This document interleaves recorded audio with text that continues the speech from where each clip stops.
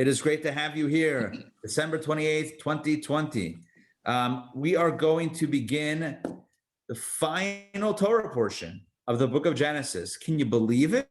Genesis is comprised of 12 parshiot, 12 parshas, 12 Torah portions, starting from Vayechi, starting from the beginning.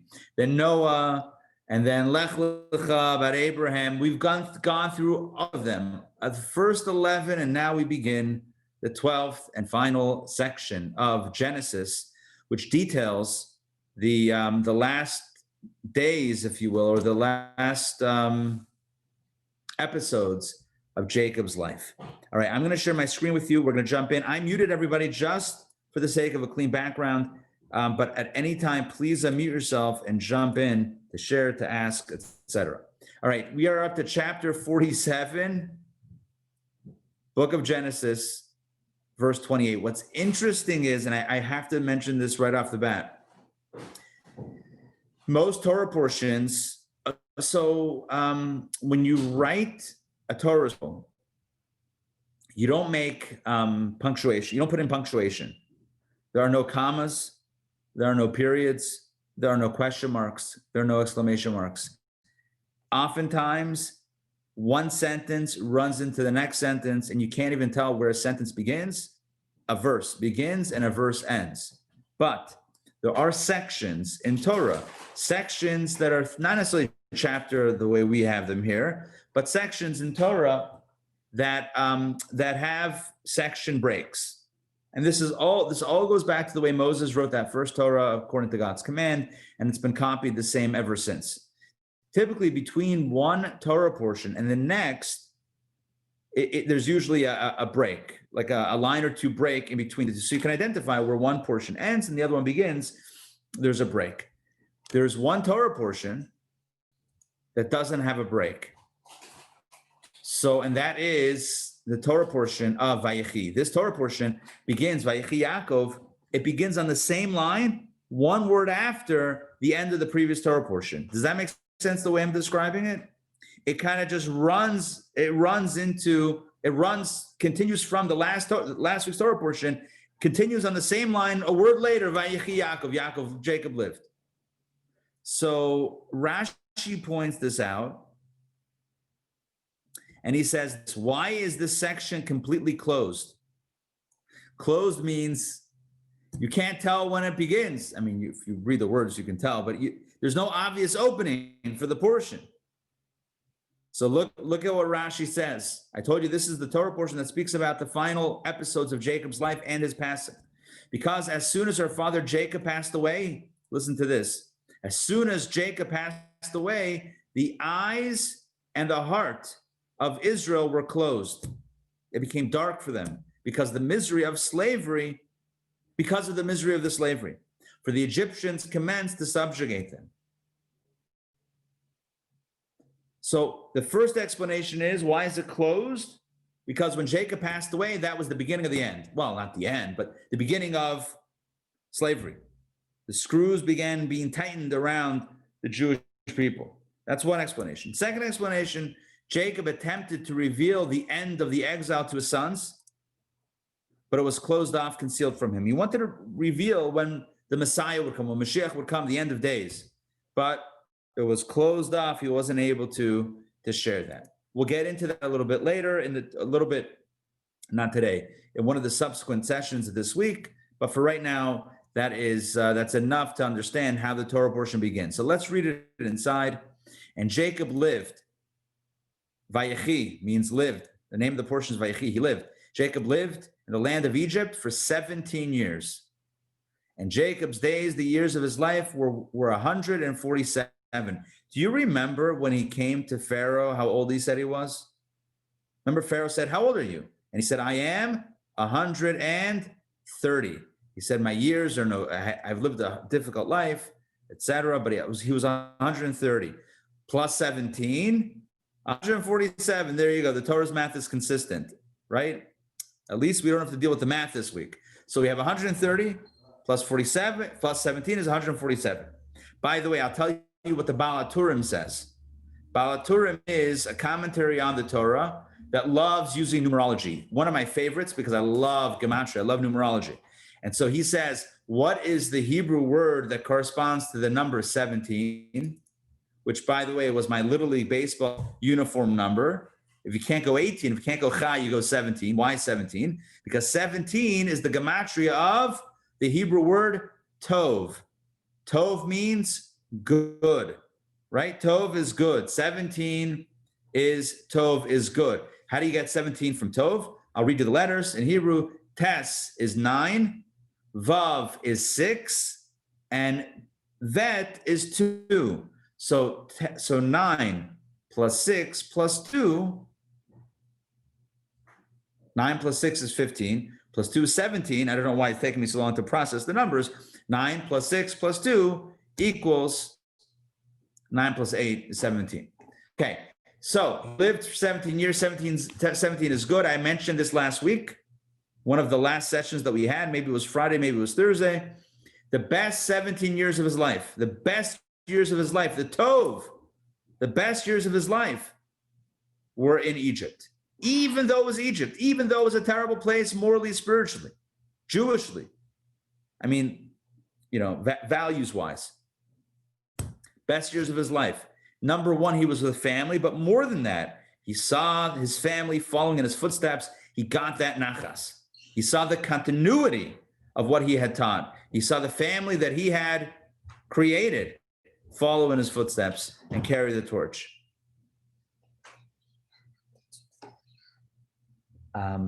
Ask a brother, okay? Wait, what are those chips called? Nishnash. There you go. Okay, let's continue verse 29. When the time drew near for Israel, Jacob, to die, he called his son Joseph, the viceroy, and he said to him, if I have now found favor in your eyes, now place your hand beneath my thigh. We've had that before. Remember Abraham and Eliezer when he told him to find a wife for my son Isaac? He said, swear by placing your hand beneath my thigh. Okay, that's where the mitzvah bris was, etc. And you shall deal, that's like swearing in the Bible, but kind of. And you shall deal to me with loving kindness and truth. In other words, take an oath, promise. And what's the promise? Here it is. Do not bury me now in Egypt. When I pass away, he felt his end was coming. His demise was soon.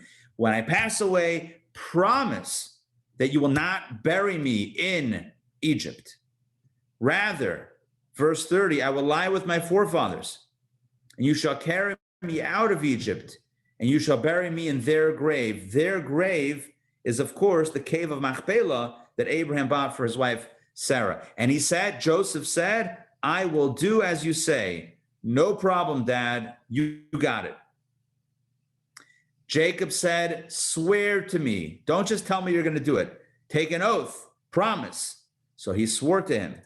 And Israel prostrated himself on the head of the bed. He was very thankful, and he kind of bowed down toward Joseph at the head of the bed. Okay, so that is the opening part of the Torah portion. Jacob is concerned about his burial, about his about where he's going to be laid to rest, and he essentially has Joseph promise and swear that he's not going to be buried in Egypt. Now, why did he not want to be buried in Egypt? Why was he so? I don't know. Why was he so motivated to not be buried in Egypt? Like I said before, Egypt was a depraved place. Egypt wasn't the holiest place on earth. In fact, it says Egypt is called Ervas Haaretz. It was the most immoral place on the earth at that time. All of the immoral things were happening in Egypt. So Jacob says, I don't want to be buried here. It's not a holy place. I'm living here, my family's here, whatever, but don't inter me in the land, in this land in Egypt.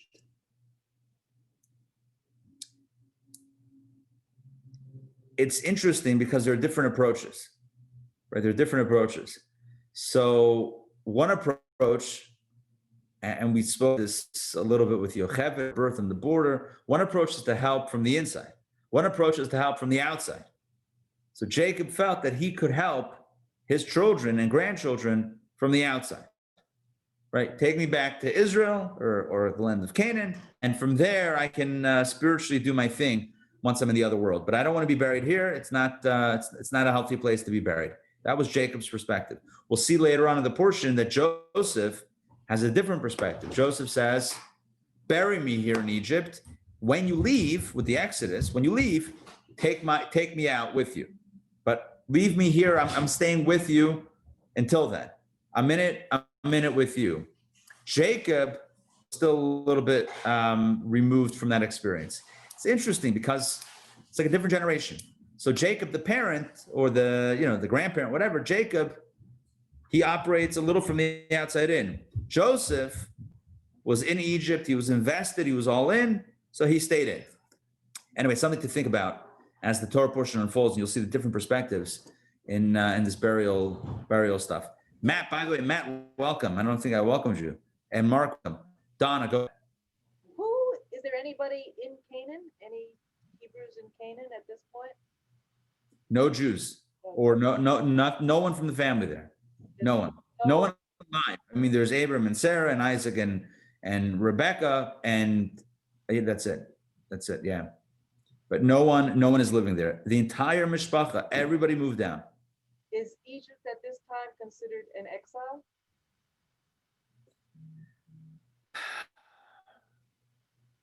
It's not slavery yet, but it is a displacement because God had told Abraham that he and his children would get the land of Israel, the land of Canaan. So to not live there is to not be in the place where you're supposed to be ultimately. So it was considered to be already some form of exile, but not an exile in the sense of slavery and whatever. They were enjoying life at that point. Things were still good. So we might consider it a vacation. Is it an exile or a vacation? Maybe still vacation. Soon, it turns into not being good. Ray, go ahead. Yeah, I just wanted to ask you a question. Sure. When Joseph let his brothers know, he said, I am Joseph. How is my father?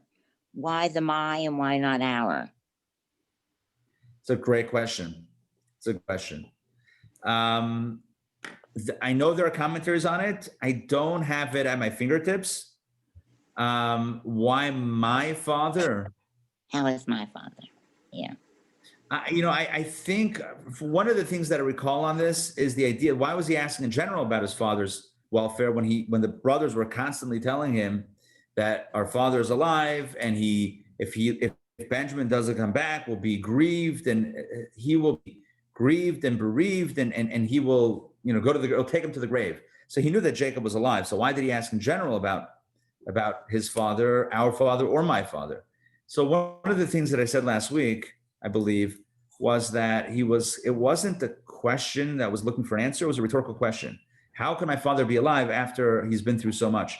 If you look at it through that lens, then it makes sense why I said my father, because specifically, how is Jacob still alive? How could he survive given what happened with me and him vis-a-vis our relationship specifically? So that could explain why he says my father, the father of me and of my tsaros, he certainly had pain with my trials and travails and tribulations. So how could he still be alive? So that's a way maybe to combine the two ideas and answer it. But it's a good question. But I'm sure if I cracked open the Chumash, the Makros Gedolos, we could find all the commentaries. I could probably find a half a dozen explanations on that. But that's one that comes to mind. Okay, let's jump back in. No problem. Let's jump back into our section over here. So the opening part of Vayechi talks about how old he was. He was 147, 17 years, best years of his life in Egypt. And he asks his son to promise that he will bury him, Jacob, in Israel. And he says yes. All right, Genesis chapter 48, verse 1. Now it came to pass after these incidents that someone said to Joseph, behold, your father is ill. In other words, up until now, his father was anticipating his passing, but we don't have a mention that he was actually on his way out. Now his father is ill, and it seems like there's not much time left. So Joseph took his two sons with him, Manasseh and Ephraim. And by the way, that is the birth order. Manasseh was the oldest. Ephraim was the youngest, or older, younger. Manasseh, the firstborn. Ephraim was the younger son. So Joseph goes with his two sons, and he goes to Jacob, who is not well. And someone told Jacob and said, behold, your son Joseph is coming to you. And Israel / Jacob summoned his strength and sat up on the bed. So this idea of summoning the strength and sitting up in the bed, clearly he's not well. He's old, and he's of old age, and he's not feeling well. And Jacob said to Joseph, Jacob, the father, who's struggling to even sit up on the bed and speak to his son, Jacob said to Joseph, Almighty God appeared to me in Luz, in the land of Canaan, and he blessed me. He's recalling an incident that happened years prior when he was still living in Canaan. And God said to me, verse 4, behold, I will make you fruitful and cause you to multiply. I will make you into a congregation of peoples. And I will give this land to your seed after you for an everlasting inheritance. He's telling his son on his, I don't know if it's his deathbed, but it's getting close. He's telling his son Joseph that God had appeared to me decades prior, and God blessed me with children and the land. I don't have to tell you, I mean, I've told you throughout the book of Genesis that these two promises are always intertwined. From when God's first communications to Abraham, there's always this intertwining of these two blessings, a blessing of the land and a blessing of the children, the progeny, the offspring. So here he tells his son Joseph, God blessed me and he gave me two blessings. Number one, be fruitful and multiply, have many progeny, and going to give you this land. Let's continue. Look what he says now. You ready? All of that is old news. Sorry. All of that is news that we know. But take a look at the new information. Says Jacob, father to Joseph, to his son, on his sickbed, if you want to call it that. And now, as for your two sons, who were born to you in the land of Egypt, until I came to you, to the land of Egypt, they are mine. Look what he says. Your sons, Manasseh and Ephraim, they're like my sons. They're on the same level as the 12 tribes. Are you with me on this? He says, your sons who were born to you in Egypt, they are mine. Ephraim and Manasseh, your two sons, Joseph, shall be mine like Reuben and Shimon, like Reuben and Simeon. You see what he's saying? This becomes realized later on in history. And you already know this, but I'm going to remind you. Remember later on, fast forward a long time, hundreds of years. Slavery, Exodus, you remember the story, right? We even have a holiday for this, Passover. After all of that, right? The tribe of Levi, the Levites, become the spiritual leaders of the people. And they don't get a portion in the land of Israel. But there's still 12 portions. But there's minus one tribe. 12 tribes minus Levi equals 11. 12 minus 1 is 11. So how do you get 12 portions of land? Well, you know the answer. I've told it to you before in previous sessions, and we have it alluded to here.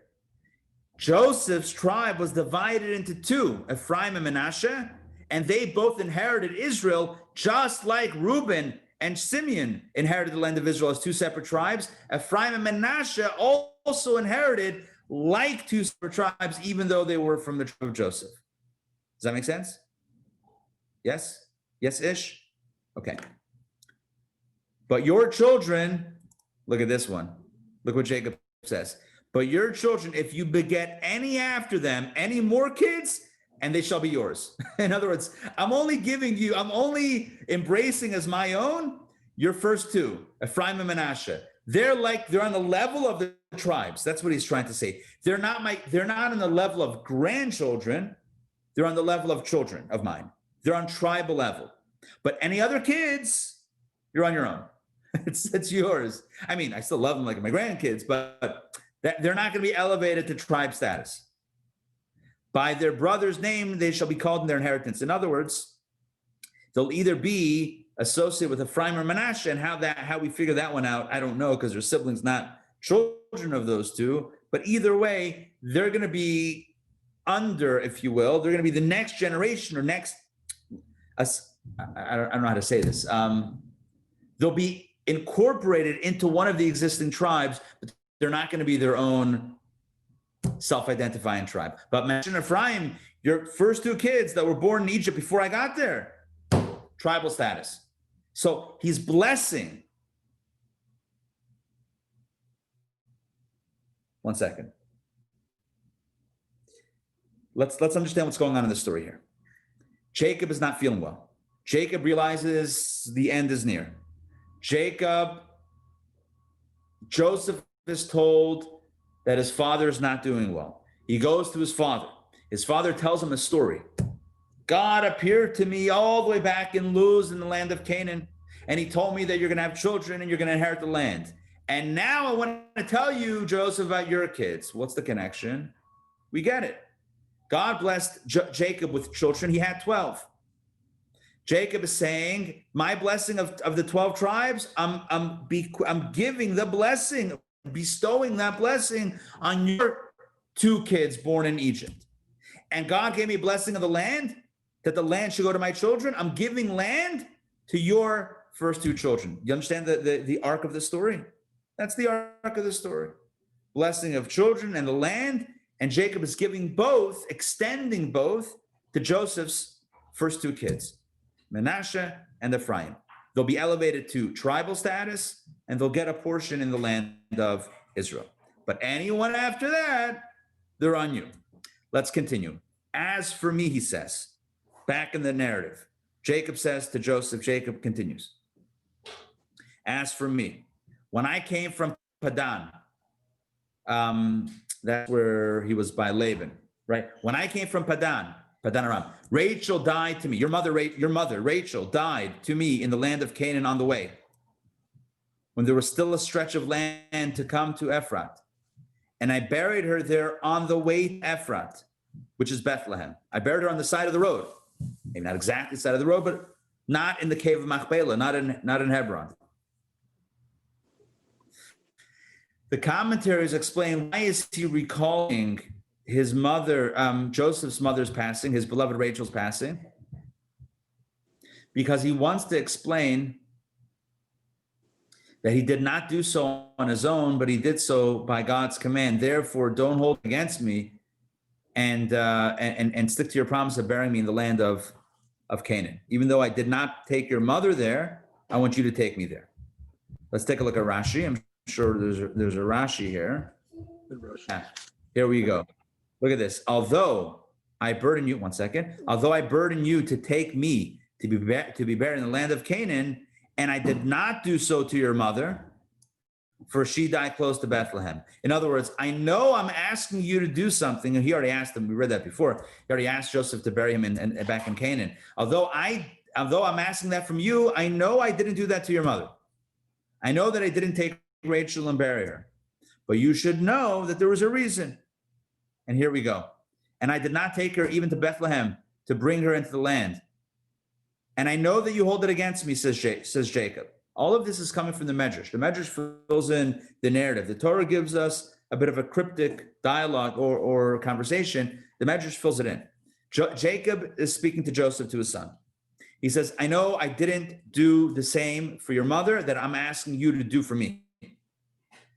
And I didn't even take her to the city Bethlehem. And I know you hold it against me. But you should know that I buried her there by divine command, so that she would be of assistance to her children when Nebuzaradan, also known as Nebuchadnezzar, exiles them, the Israelites, and they pass by there. Rachel will emerge from her grave, her spirit, and weep and beg mercy for them. As it is said, a voice is heard on high, lamentation, bitter weeping. Rachel is weeping for her children. That's what it says in the book of Jeremiah.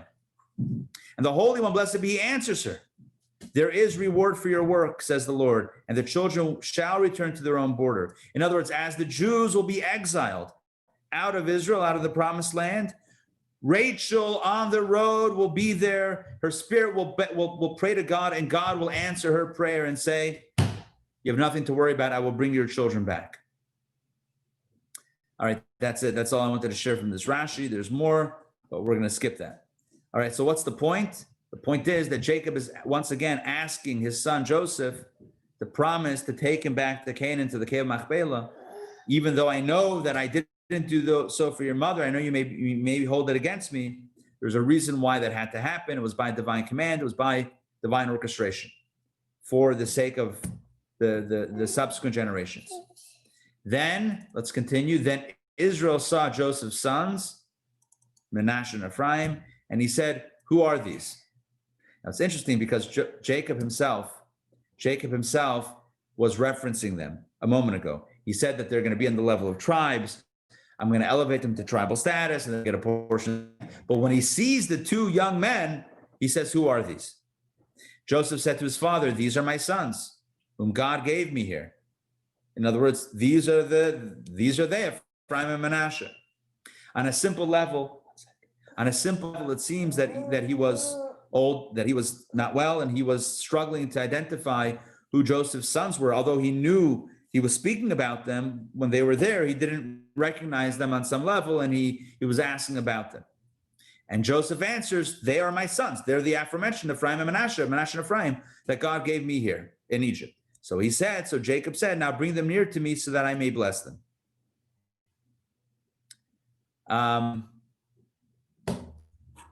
There's a Rashi over here. There's a good Rashi on that, yeah. Yeah, Rashi says, here, literally with this. So Joseph showed Jacob the document of betrothal in the ketubah, and Joseph prayed for mercy concerning this matter, and the Holy Spirit returned and rested upon Jacob.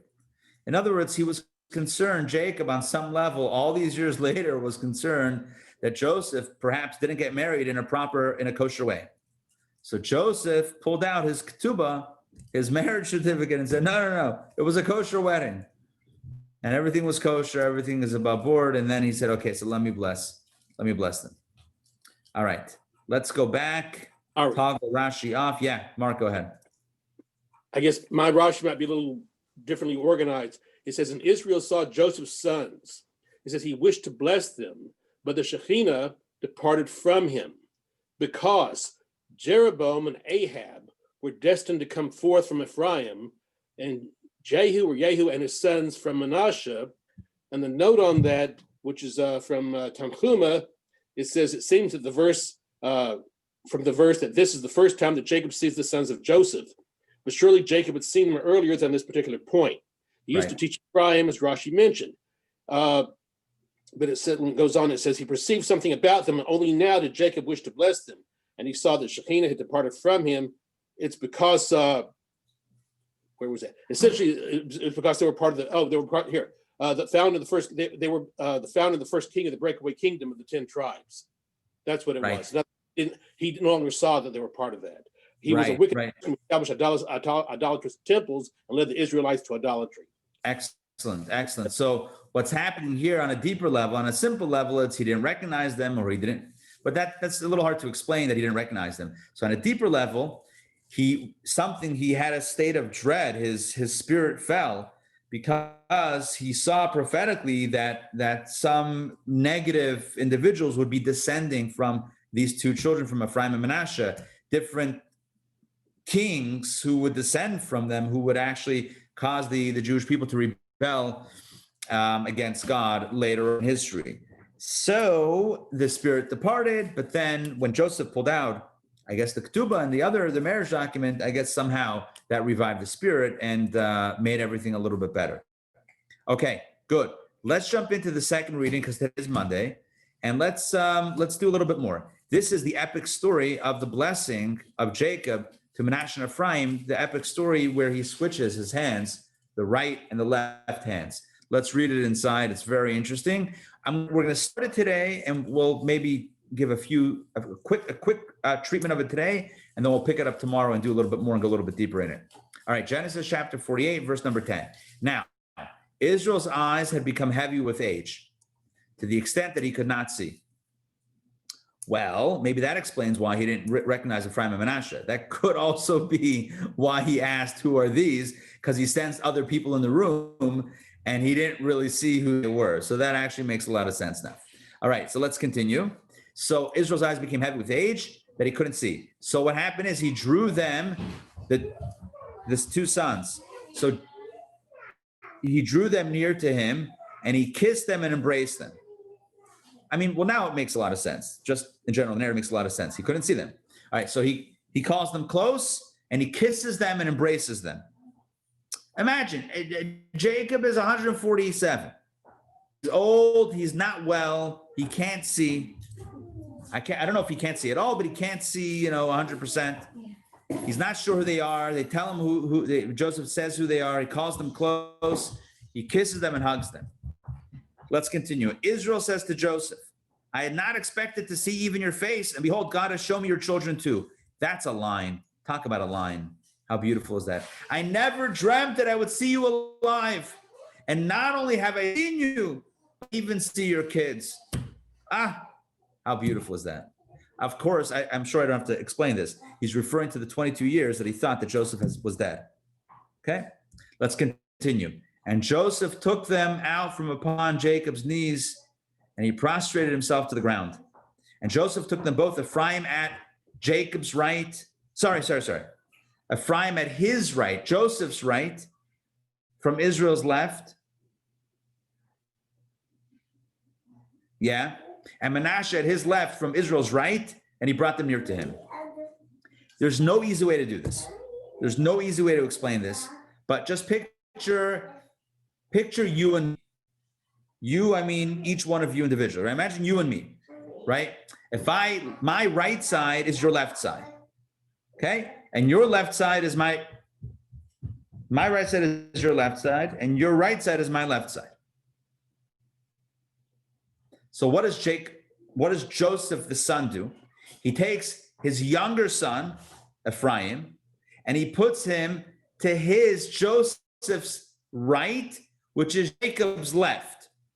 Does that make sense? He arranges Ephraim, the younger son, to the left of his dad, and he arranges Manasseh to the right side of his father. Why? Because he wants his father to bless them. He wants his father to bless them by putting his hands on each of the kids' heads. And the right hand should go on the older son, and the left hand should go on the younger son. What happens is, take a look at verse 14. But Israel stretched out his right hand and placed it on Ephraim's head, although he was younger, and his left hand he placed on Manasseh's head. He did the old crossover. He guided his hands deliberately. For Manasseh was the firstborn. Manasseh was right there on the right side, and Ephraim was on the left hand, but he crossed his hands.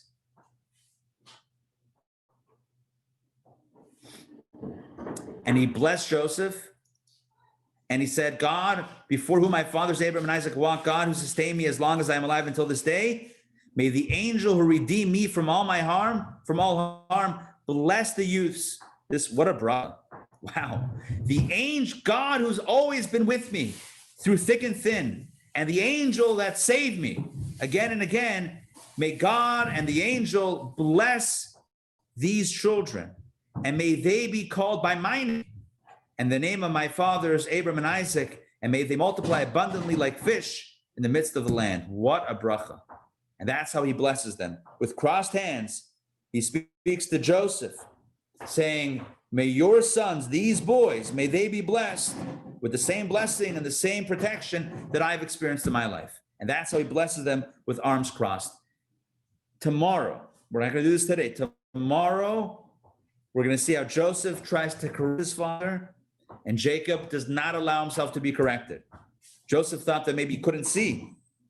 Jacob says, I see very well. I know exactly what I'm doing. We're going to get into that tomorrow, but we're going to leave it as a curiosity or as something interesting to ponder, to think about how Jacob is crossing his hands, putting his right hand on the younger son and his left hand on the older son. Once again, by the way, we see the prominence of the younger over the older. It's a theme starting from Cain and Abel, and then continuing with Ishmael and Isaac, and Esau and Jacob, and the brothers and Joseph, and now Manasseh and Ephraim. The younger is always triumphing somehow, some way over the older. We'll see that with Aaron and Moses also. It's a pattern. It's a pattern, especially for us younger siblings. All right, I'm kidding. That's a pattern that you find, and it's an interesting thing to note. All right, so let's leave it with this today. I know there's much more to talk about, but we're going to lead into it tomorrow. It's already time. So, in summation, we spoke about Vayechi. Jacob lived. He enjoyed life. These were the best 17 years of his life. He enjoyed them immensely because not only because of about the family on a physical level, but spiritually, the fact that Judaism was continuing. We spoke about Jacob's promise, or Jacob asking Joseph to promise that he would bury him in the land of Canaan, take him out of Egypt. We spoke about the rationale behind that. Egypt was an immoral place. Jacob did not want to be interred in the earth of Egypt. Joseph had a different agenda on his own, which is what I don't think I connected this line. So let me add one more piece that I didn't mention before. Joseph, I did mention this part. Joseph ultimately is buried in Egypt. Joseph, not Jacob. Joseph is. Jacob knew that Joseph had a different perspective on leadership. How deep do you need to be into it to lead? Jacob was going to lead from the outside. Joseph was going to lead from the inside, going down with the ship, or being there with his folks, not abandoning.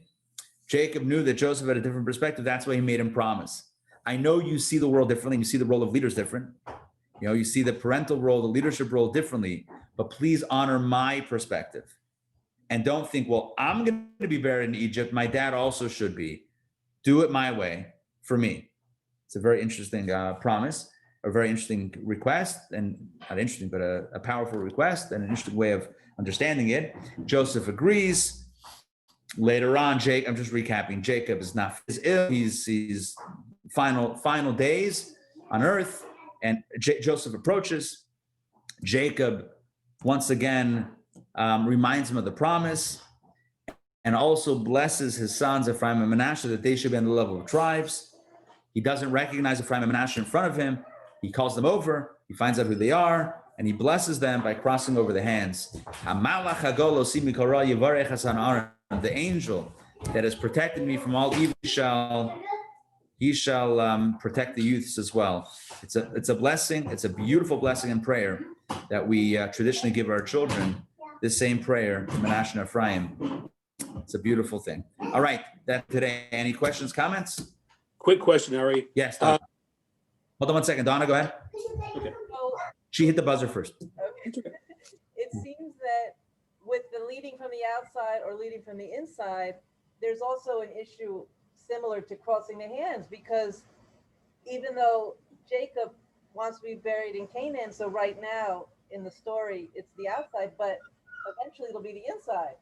And Right. Joseph, Right. same thing. Joseph in Egypt leading on the inside, but eventually if he's buried in Egypt, that'll be the outside. Right. Good point. Good point. Yeah. Yeah. Excellent. Good. Mark. It wasn't a very good blessing, and I don't understand why we still say, may you be like Ephraim and Manasseh, because going back to what it says, Ephraim's kids were pretty rotten. Or it says the founder of the first king of the breakaway kingdom of the 10 tribes, that was from Ephraim. And the other was Ahab, and he was another wicked king who led Israel astray. Ahab was married to Jezebel, so they were pretty bad. So listen, you're asking a good question, but I'll counter it with this. Go find any of the tribes that didn't have somebody from them that wasn't so kosher. I mean, you're talking about 3,300 years of history. I mean, find any mishpacha that doesn't have some challenges. It's a part of life. I hear your question. It doesn't throw me too off kilter. When we say Hamalach Hagol Simikara or Yisim Chalakim Kefraim v'Manasseh, we're not saying Ahab. We're not saying whoever it was, right? We're not referring to those folks. We're referring to the general. You know what? Who was it? It was who came from Ephraim and Manasseh? Was it Saul came from Benjamin, but was Joshua from one of them? Anyway, there were also prominent leaders who came from these tribes as well. So look, like everything in life, it's a mixed bag. A little bit of this, a little bit of that. Yeah. All right, good. I'm going to sign off. I'll let you guys go as well. Donna, great to see you. Ray, great to see you. Mark, great to see you. Matt, great to see you. Stephanie, great to see you. Have a wonderful day. Be blessed. And we'll catch you tomorrow, same bad time, same bad channel for DPP. Take care, everybody. Thank you. Yashkoach. Pleasure. Take care.